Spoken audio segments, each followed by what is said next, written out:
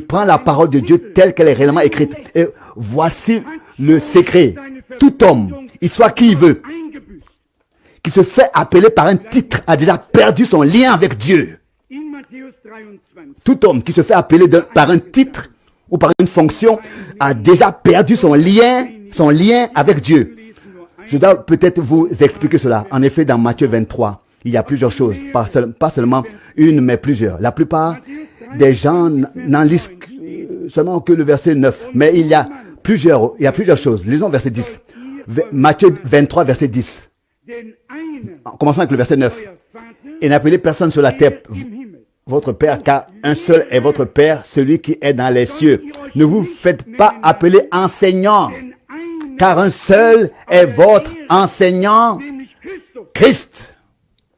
Le Christ. Il n'y a absolument aucun fondement dans les Écritures qui permettent d'utiliser des titres et de dire apôtre ou prophète, ou enseignant, ou évangéliste, ou pasteur. Cela n'existe tout simplement pas. Nous sommes des frères, serviteurs, et notre nom n'est pas non plus serviteur de Dieu. Nous ne sommes pas un titre. Nous ne sommes pas ce que le titre dit. Il s'agit d'un service. Dieu utilise. Et puis, on dit par exemple, monsieur l'évêque. Monsieur l'évêque, il se fait appeler évêque, il se fait appeler ancien. Mais qui devient ça? Qui l'est donc? Il ne lui manque probablement que cette... Ils ont qu'à mettre alors une robe, n'est-ce pas, comme les religieux. Cela n'existe simplement pas. Mais maintenant, je vous ai placé ou assis entre deux chaises, n'est-ce pas? Selon que vous êtes encore debout ou assis. Or, la parole de Dieu dit que Dieu a établi dans l'Église les uns comme apôtres, les uns comme prophètes, comme bergers et comme enseignement et évangélistes.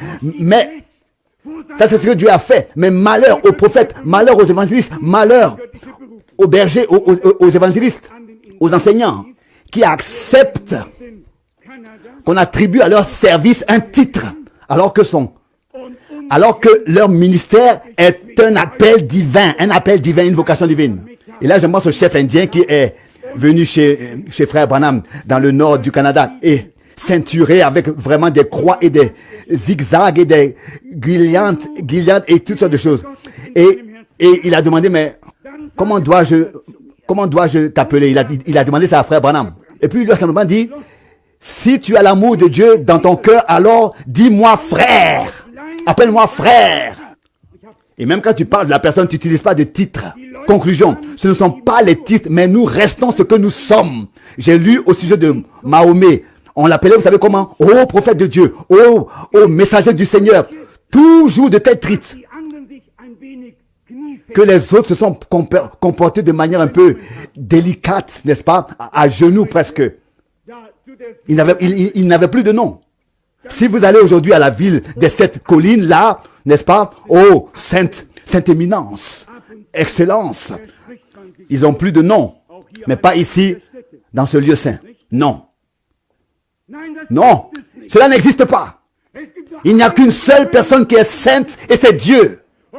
Et puis il y a une assemblée des premiers-nés, une église des premiers-nés, irréprochable, irrépréhensible, racheté, sanctifié et justifié. Il n'y a pas d'individu qui puisse être classé comme saint et être appelé comme ça. Vous voyez de quoi il s'agit?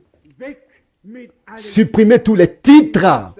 Celui qui écoute la radio allemande peut parfois entendre les annonces maintenant. C'est mon Seigneur qui parle. Mais qui c'est ça? Qui c'est ça, mon Seigneur, qui va parler à la radio?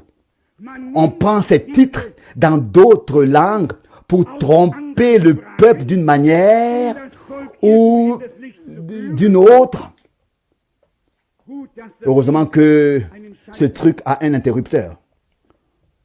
Parce que je sais alors ce que je dois faire. Ce n'est pas mon Seigneur. Ou bien alors, non. Mon maître est le Dieu qui a créé le ciel et la terre et personne d'autre. Mais aujourd'hui, tout se fait à haute voix, n'est-ce pas? Où en sommes-nous venus en